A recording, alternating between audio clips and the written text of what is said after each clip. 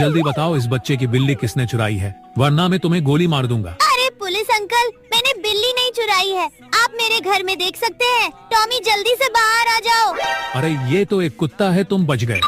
अब तुम जल्दी से बताओ कि बिल्ली कहाँ छुपाई है। अंकल मेरे पास बिल्ली नहीं है, मेरे पास तो एक सांप है। अरे बाप रे, ये तो असली सांप है। बेटा मुझे सांप को मत खिलाना, मुझे माफ कर दो, मैं जा रहा हूँ।